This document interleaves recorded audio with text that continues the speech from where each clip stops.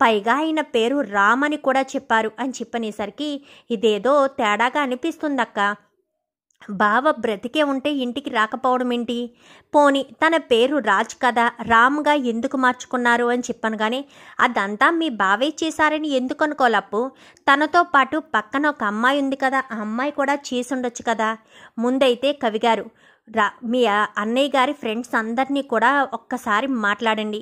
మీ అన్నయ్య గారిని ఎవరైనా ఇష్టపడ్డారేమో ఒక్కసారి కనుక్కోండి. నాకు ఇదంతా కూడా ఎవరో అమ్మాయి చేసినట్టే. మీ అన్నయ్య కూడా చాలా నవ్వుతూ తనతో కలిసిపోయాడంటే తనకి మీ అన్నయ్యకి ఏదో సంబంధం ఉండే ఉంటుందని నా నమ్మకం అనగానే వెంటనే ఇంకా కళ్యాణ్ అందరికీ ఫోన్ చేస్తాడు. అవును కళ్యాణ్, నీకు అనుమానం వచ్చింది నిజమే. రాజ్ని ఒక అమ్మాయి ప్రేమించింది. తన పేరు యామిని. చాలా పిచ్చిగా ప్రేమించింది. కానీ ఒక సైకోలా బిహేవ్ చేసేసరికి రాజ్ తన నుంచి తప్పించుకొని అక్కడి నుంచి వచ్చేసాడు అని చెప్పనేసరికి తన ఫోటో ఏమైనా ఉంటే ఇస్తారా అని చెప్పాను. కానీ వెంటనే ఫోటో పంపించడంతో వదిన నువ్వు కారులో చూసానన్న అమ్మ ఫోటో ఇదేనా అని చెప్పాను. కానీ అవును ఇదే కవిగారు అని ఒక్కసారి జ్ఞాపకం తెచ్చుకుని చెప్తుంది. అయితే తినే అయ్యుంటుంది. అయితే నాకు ఒకటి అనిపిస్తుంది అక్క, బావ కొండల్లోకి పడిపోయాడు కదా, బహుశా తలకి ఏదైనా బలమైన గాయం తగలడం వల్ల ఒక్కొక్కసారి గతాన్ని మర్చిపోయే అవకాశాలు కూడా ఉన్నాయి. సో బావ పైనుంచి పడిపోయాడు. బావను మనం వెళ్ళేలోపే తన షర్టు బావ వస్తువులు అక్కడ పడేసి బావను తను దక్కించుకోవడానికి బావ చనిపోయినట్టు క్రియేట్ చేసి ఉండొచ్చు కదా. రాజ్ పేరును రామ్గా మార్చి ఏదైనా కొత్త స్టోరీ చెప్పుంటే ఆల్రెడీ వీళ్ళిద్దరూ ప్రేమించుకున్నారు, తన సైకో నచ్చక కదా బావ దూరం చేశాడు అంటే వాళ్ళిద్దరికీ సంబంధించిన ఏయో ఫొటోస్ అయినా ఉండుంటాయి.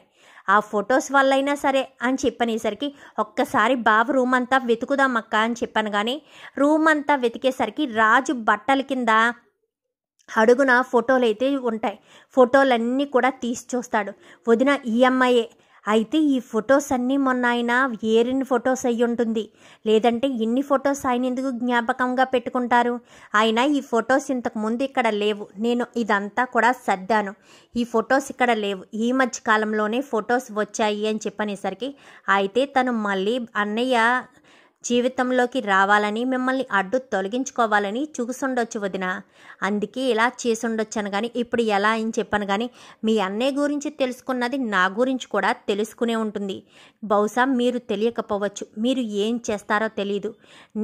అప్పు మీ బావగారు ఎక్కడుంటున్నారో కనుక్కో, ఇదిగో కారు నెంబర్ అనగానే సరే అక్క అని చెప్పి అప్పు అంటుంది. కవిగారు మీరు ఏం చేస్తారో తెలీదు. ఆయన పేరు రామ్ అని చెప్పారు కాబట్టి మీరు ఆయన ఫ్రెండ్గా ఇంటికి వెళ్ళాలి అని చెప్పనేసరికి అలా వెళ్తే దొరికిపోతాను కదా వదిన అని చెప్పనేసరికి ఎలాగా మీ అన్నయ్య గతం మర్చిపోయే ఉండుంటారు. మిమ్మల్ని చూడగానే గుర్తు పట్టినా టెన్షన్ పడినా గతం గుర్తున్నట్టు. ఒకవేళ గుర్తు పట్టలేదే అనుకోండి, మీరు ఫ్రెండ్స్ మన ఇద్దరం అని చెప్పండి. చెప్తే యామిని కూడా ఏం మాట్లాడలేదు. ఎందుకంటే తను కూడా ఒక అబద్ధపు నాటకమే కదా ఆడుతుంది.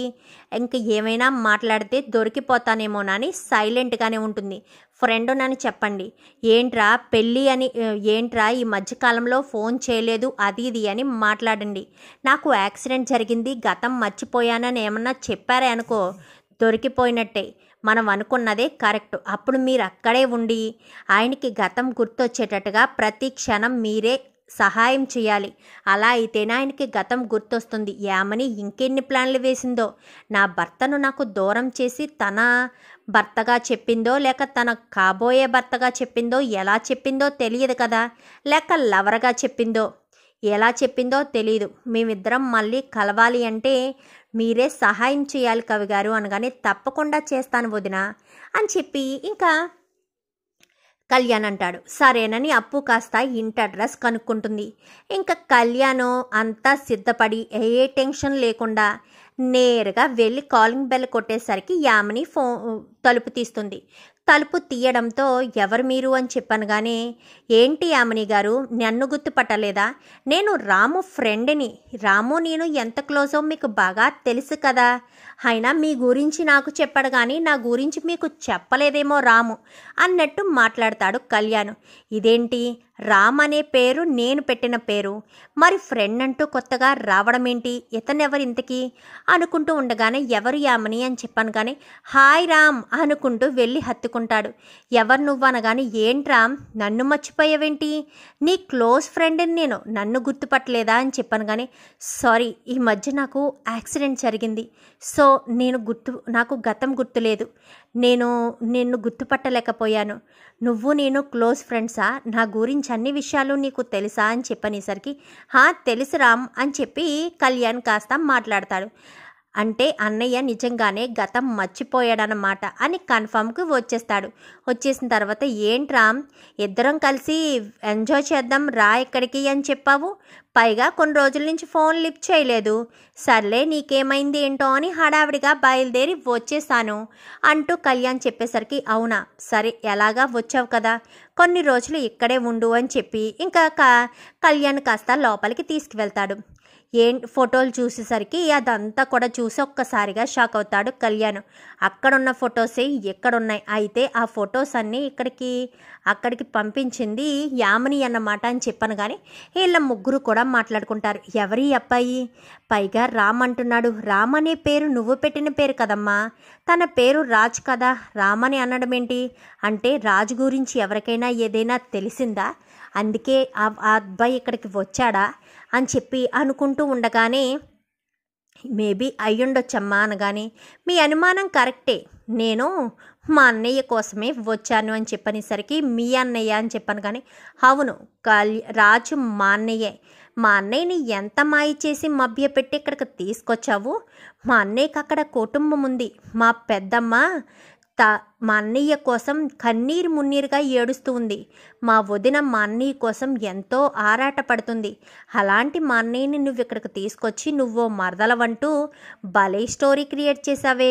ఒకప్పుడు మా అన్నయ్య అసహించుకున్నా ఇప్పుడు గతం గుర్తు లేక మా అన్నయ్య నిన్ను ప్రేమగా దగ్గరికి తీసుకుంటున్నాడని తెగ సంబరపడిపోతున్నావేమో, మా అన్నయ్య నీ గురించి తెలుసుకున్న మరుక్షణం, తన గతం తనకు గుర్తొచ్చిన మరుక్షణం ఖచ్చితంగా మా అన్నయ్య నిన్ను చెంప చెల్లుమనిపించి మరీ నాతో పాటు వచ్చేస్తాడు అనగానే ఎప్పటికీ అది జరగదు అనగానే అది చేసే ఇక్కడి నుంచి వెళ్తాను అంటూ కళ్యాణ్ అంటాడు. ఇంకా రాజ్తో పాటు ఉంటాడు.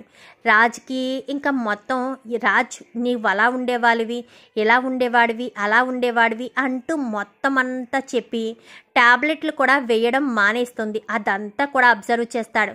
కానీ రాజ్ మాత్రం కావ్య ద్వారా కొన్ని ట్యాబ్లెట్స్ని అయితే, అంటే గతం మర్చిపోయిన వాళ్ళు మళ్ళీ గతాన్ని గుర్తు తెచ్చుకోవాలంటే ఏం చేయాలి అని మొత్తం అన్నీ రీసెర్చ్ చేయించి ట్యాబ్లెట్స్ అవి ఇవ్వడంతో ఇంకా ఆ ట్యాబ్లెట్స్ని కూడా కలిపి ఇస్తూ ఉండడంతో కొద్ది కొద్దిగా రాజ్కి గతం గుర్తొస్తూ ఉంటుంది. కావ్య జ్ఞాపకాలు అన్నీ గుర్తొచ్చేసరికి ఒకరోజు రాత్రి పడుకుంటాడు. రాజు పక్కనే కళ్యాణ్ కూడా పడుకుంటాడు. సడన్గా కల వస్తుంది. కలలో తన కుటుంబం అంతా కనిపించేసరికి ఒక్కసారిగా రాజు తులిక్కిపడి లేస్తాడు. తెచ్చేసరికి ఏమైంది అని చెప్పాను కానీ కళ్యాణ్ నువ్వేంటి ఇక్కడ అని చెప్పనేసరికి అన్నయ్య అని చెప్పాను కానీ మనం ఎక్కడున్నాం కళ్యాణ్, ఇది మన ఇల్లులా లేదే అని చెప్పాను కానీ మొత్తం జరిగిన విషయం అంతా కూడా కళ్యాణ్ రాజుకి చెప్తాడు. ఎంత మోసం చేసిందా, ఎక్కడుందా యామిని అంటూ గట్టిగా అర్ధరాత్రి వేళ పిలిచేసరికి యామిని కాస్త వస్తుంది.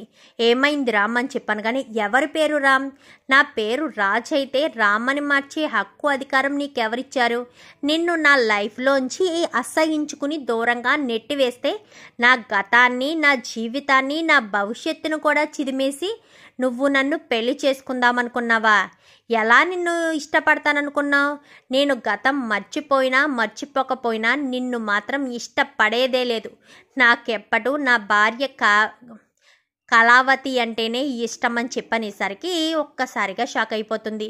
అది కాదు బావా, ఎవరై నీకు బావా, మోసం చేసి నన్ను పెళ్లి చేసుకుందాం అనుకున్నావా అంటూ చెంప చెల్లిమనిపించడంతో ఈలోపు కావ్య అప్పు ఇద్దరు కూడా వచ్చేస్తారు. వచ్చేసేసరికి కళావతి అనుకుంటూ రాజు కావ్యను గుండెలకి హత్తుకుంటాడు. ఒక్కసారిగా యామిని షాక్ అయిపోతుంది. ఇప్పుడు చూసావా, మా అన్నయ్యకి గతం గుర్తొచ్చి మా వదిన దగ్గరికి చేరుస్తాను అని నేను నీకు చెప్పాను, చెప్పినట్టుగా చేశాను కదా, ఎప్పటికీ మోసంతో ప్రేమను గెలవలేవు. అది తెలుసుకుంటే బాగుంటుంది. అప్పు, వీళ్ళందరినీ ఎవరిని వదిలిపెట్టద్దు. ఇన్ని రోజులు మీ బావని ఇక్కడే ఉంచుకుని వీళ్ళు మన ఈ కుటుంబానికి నరకయాతన చూపించారు. వీళ్ళెవ్వరిని కూడా వదిలిపెట్టొద్దని. కానీ ఎలా వదిలేస్తానక్క? బావని కిడ్నాప్ చేసినట్టుగా కిడ్నాప్ కేసు పెడతాను వీళ్ళందరి మీద అని చెప్పి ఇంకా అప్పు అయితే అంటుంది. చూద్దాం మరి రాబోయే ఎపిసోడ్స్లో ఇలాగే జరగాలని మీరు కూడా కోరుకుంటే వీడియో నచ్చితే లైక్ చేయండి, ఛానల్ని సబ్స్క్రైబ్ చేసుకోండి. Thank you for watching.